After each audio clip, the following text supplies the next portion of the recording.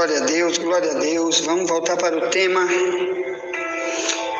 Nosso tema está em Jeremias 2:21. Estamos tratando sobre crescimento.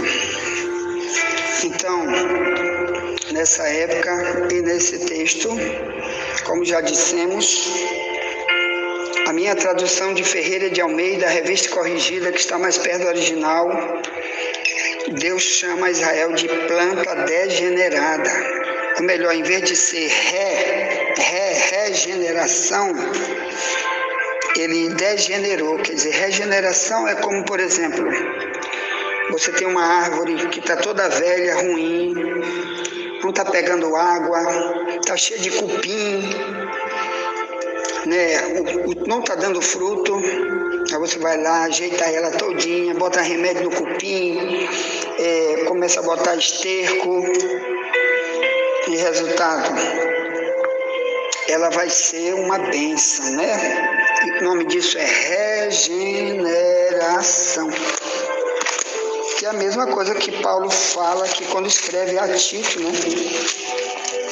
Que o propósito de Cristo para o cristianismo é regeneração e não degeneração. Então, Tito 3, verso 4 em diante diz: Mas quando apareceu a benignidade e caridade de Deus, nosso Salvador, para com os homens, não pelas obras de justiça que houvéssemos feito, mas segundo a sua misericórdia, nos salvou pela lavagem da regeneração e da renovação do Espírito Santo, que abundantemente Ele derramou sobre nós por Jesus Cristo, nosso Salvador, para que, sendo justificados pela sua graça, sejamos feitos herdeiros segundo a esperança da vida eterna. Ponto. Então, esse era o projeto, é regenerar, quer dizer, tornar cada vez melhor, para dar fruto cada vez melhor. Fruto quer dizer ações, prática de vida. Aqui, por exemplo, no livro de Isaías,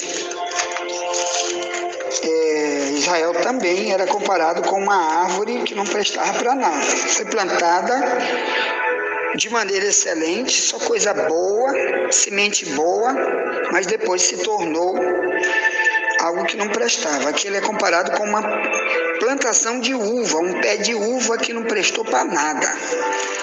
Olha aí o capítulo 5, depois que cresceu não prestou para nada. Tá bom? Então vamos lá, capítulo 5 de Isaías, no verso 1 em diante diz: Olha, o Isaías, ele profetizou um pouquinho antes de Jeremias. Quer dizer, antes de Jeremias o problema já estava terribilicíssimo com a vida espiritual de Israel. Eles não prestavam para nada. Tá? Que era ladrão, que era injusto, que era prostituto, mas vivia lá no prédio do templo, como diz Isaías 1, né, desde o verso 13, que tudo que eles traziam para Deus era oferta inútil, que Deus não queria aquelas ofertas, porque o comportamento deles era terrível, era de ímpio. Nem a oração, nem o louvor, nada que eles faziam Deus queria, nada vezes nada. Deus queria que eles se arrependessem, mudassem o comportamento, os frutos, mas eles não tinham nenhum tipo de sinal de arrependimento de nada. Queria ficar no culto, vivendo a vida velha, como tem multidão de gente nas igrejas hoje. Por quê? Porque eles eram comparados aqui com esse tipo de árvore, que está lá em Jeremias 2:21 e repete bem aqui em Isaías 5. Vamos ler desde o verso 1, diz: Agora cantarei ao meu amado o cântico do meu querido, a respeito da sua vinha. Vinha é uma plantação de uva. No mesmo versículo 1 diz: O meu amado tem uma vinha em um outeiro fértil, e a cercou e a limpou das pedras, e a plantou de excelentes vides. Vides quando você planta uva, De muitos e muitos pés, ele geralmente é feito com os galhinhos pequenos. A plantação é feita com um galho pequeno, com enxertozinho miudinho. Dali é que nasce a raiz e começa a gerar um pé de uva enorme. Esse galinho que enterra no chão, para começar a nascer, é chamado de vide. Porque ela grande chama-se videira. Porque a fruta, a uva, a gente já estudou aqui em outra escola bíblica, o poder que a uva tem de curar um monte de coisa, de dar um monte de saúde para a vida das pessoas. Já estudamos aqui só sobre o poder da uva. Tá? Ponto. Então, vamos voltar. Isaías 5 em diante, diz: cantarei ao meu amado o cântico do meu querido a respeito da sua vinha. O meu amado tem uma vinha em um outeiro fértil, e a cercou e a limpou das pedras, e a plantou de excelentes vides, e edificou no meio dela uma torre, para alguém ficar vigiando, para não deixar bicho comer, nem ladrão roubar. Diz, e também construiu nela um lagar. Lagar era um tanque, antigamente, onde se pisava as uvas para fazer o vinho. Hoje tem um liquidificador, né, aqueles grandes processadores das empresas onde faz o suco, mas naquela época era um tanque feito de pedras. Ali botava a multidão de quilos de uva, eles lavavam bem o pé e pisavam com o pé. Era assim que era a uva na época, quando não havia luz elétrica para gerar outra maneira, tá bom? Então era feito num lagar, quer dizer, um tanque para espremer, para pisar a uva. É o mesmo texto do verso 2 diz, e esperava que desse uvas boas, mas deu uvas bravas. O verso 3, agora pois, ó moradores de Jerusalém e homem de Judá, julgai, vos peço, entre mim e a minha vinha. Que mais se podia fazer a minha vinha, que eu lhe não tenha feito? E como, esperando eu que desse uvas boas, veio a produzir uvas bravas? Brava, deixa eu te explicar, irmão, é aquela uva altamente azeda ou uma uva totalmente corrompida, que nem bicho não come. Aí aqui Isaías 5 diz, agora pois vos farei saber o que eu hei de fazer à minha vinha. Tirarei a sua sebe para que sirva de pasto. Ali era toda aquela cerca que tinha em volta, que era protegia para bicho nenhum entrar para comer os pés de uva. Como por exemplo no interior aqui em Alcântara, quando você quer para que um jumento, um boi não entre na plantação, você faz uma cerca em redor, para eles não entrarem, para que aquela plantação seja apenas para o dia da colheita. Aqui Deus diz que ia tirar isso, quer dizer, Deus ia tirar a proteção de Israel, porque Israel era rodeada de muros altamente, cerca de 8 metros de altura por cerca de 6 metros de largura. Deus disse, isso aí não vai adiantar, eu vou mandar um inimigo aí destruir tudo isso aí, não vai ter mais proteção. Então tá aqui, ó, olha aí o problema da degeneração, quando você não está mais prestando para nada, que Deus te deu oportunidades, Deus deu dinheiro, deu poder, deu fama, Deus deu conhecimento, mas você foi viver o mal. É assim que estava Israel, o nome disso é degenerar, é um crescimento totalmente maligno, em vez de um crescimento para ser utilizado para uma nova vida, e eles não fizeram isso. Eles estavam piorando no seu relacionamento com Deus cada vez mais. Então Isaías 5, 18 diz, 18? Não é 18. É 5 verso 5, diz, tirarei a sua sebe para que sirva de pasto, derribarei a sua parede para que seja pisada. Olha aí o que Deus vai fazer agora, pisada. Verso 6, e a tornarei em deserto. Sabe o que é isso? Deus ia fazer uma extinção em Israel. uma redução populacional. Porque viria o rei Nabucodonosor de Babilônia, irmão, que vamos ler já no livro de Ezequiel. Tá bom? Então, olha só. E a tornarei em deserto, não será podada nem cavada, mas crescerão nela sarças e espinheiro. Quer dizer, a partir daquele dia que Deus ia mandar o rei Nabucodonosor de Babilônia, o povo que ia ficar ali ia ser comparado com sarças e espinhos. A gente já estudou isso aqui, né? Quando estudamos sobre o espinho de Paulo, estudamos essa parte aqui. São pessoas terribilíssimas que só servem para perseguir uns aos outros, porque não vão se arrepender de nada, vão ser malignos, mas dizendo que é povo de Deus. Diz o verso 6 ainda, dizia: as nuvens darei ordem que não derramem chuva sobre ela. Misericórdia, quer dizer, vocês vão morrer de sede. Da minha parte não vou abençoar ninguém, chuva não vai ter. É que nem está acontecendo agora, irmão. Tem muitos rios, até o rio Eufrates está secando, isso é fim dos tempos.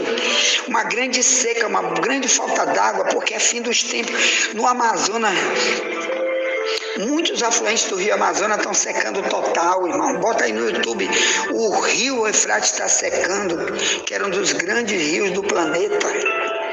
O rio Amazonas é um dos maiores rios do mundo, está secando, isso é fim dos tempos, você ainda está brincando, crescendo de maneira errada. Eu quero estudar.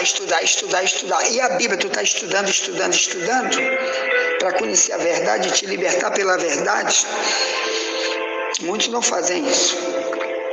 Então, olha aí, verso 7, Isaías 5, porque a vinha do Senhor dos Exércitos é a casa de Israel. Olha aí, e os homens de Judá são a planta das suas delícias. E esperou que executassem juízo. E eis aqui opressão. Justiça, eis aqui clamor. Ai dos que ajuntam casa a casa, retinem herdade a herdade, até que não haja mais lugar e fiquem como únicos moradores do meio da terra. Olha o crescimento aqui deles: maldade, injustiça. Cresceram em injustiça, cresceram em maldade. O que é essa herdade que ele falou aqui? Por exemplo, moram 10 famílias aqui nessa terra, só 10, vamos dizer que só tem 10 famílias. Aí eu sou maligno, eu mato esse, expulso aquele, vou ficando sozinho, minha família única da terra. Depois eu mato aquele, roubo aquele, mando prender aquele outro, invento calúnia, afugento, expulso, para me ficar sozinho, roubando porque roubei. Quero crescer com aquilo que não é meu, como faz o MST aí, invadindo terra dos outros para ficar só para eles, Vamos lá. Então esse é o crescimento bandido, mas para Deus eles estão degenerando, eles estão piorando, estão se tornando ladrões, estão se tornando perversos com os outros. Então, irmão, Israel aqui, você lê depois do capítulo 5, você vai ver que tinha muita coisa terribilíssima do comportamento nos frutos de Israel. Vamos agora para Ezequiel 17, verso 9 diz: assim diz o Senhor Jeová, ela prosperará, não lhe arrancará ele as suas raízes, e não cortará o seu fruto para que seque. Em todas as folhas de seus renovos se secará, e não com braço grande, nem com muita gente será arrancada pelas suas raízes. Está falando de Israel. Porque bem aqui, 17, verso 2, aqui é uma comparação com Israel, uma parábola. Entendeu? Ele é comparado com uma árvore que vai ser seca, arrancada para não existir mais ali em Israel. Por quê? Porque vinha a Babilônia, irmão, para destruir tudo ali. Então, aqui diz assim, eu vou ler desde o verso 1. E veio a minha palavra do Senhor dizendo: filho do homem, propõe uma parábola e usa de uma comparação para com a casa de Israel. E diz: assim diz o Senhor Jeová, uma grande águia de grandes asas, de farta plumagem, cheia de penas de várias cores, veio do Líbano. veio ao Líbano e levou o mais alto rumo de um cedro. Aqui Israel é comparado com pé de cedro, que é uma das árvores muito usadas ali, chamada cedro do Líbano. Verso 4. E arrancou a ponta da sua a ponta mais alta dos seus ramos, e a trouxe a uma terra de mercância, na cidade de mercadores a pôs. Tomou da semente da terra e a lançou num campo de semente. Tomando, a pôs junto das grandes águas com grande prudência. E brotou e tornou-se numa videira muito larga, de pouca altura, que era a Babilônia. Virando-se para ela os seus ramos, porque as suas raízes estavam debaixo dela. E tornou-se numa videira, e produzia sarmentos e lançava renovos.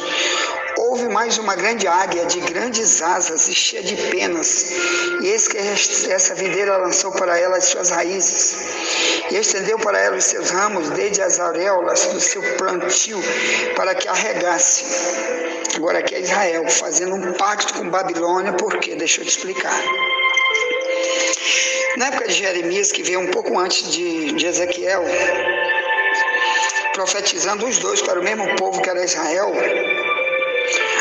primeiro Nabucodonosor entrou e incendiou a cidade e matou multidão de pessoas, porque eles recusaram ouvir a mensagem de Jeremias.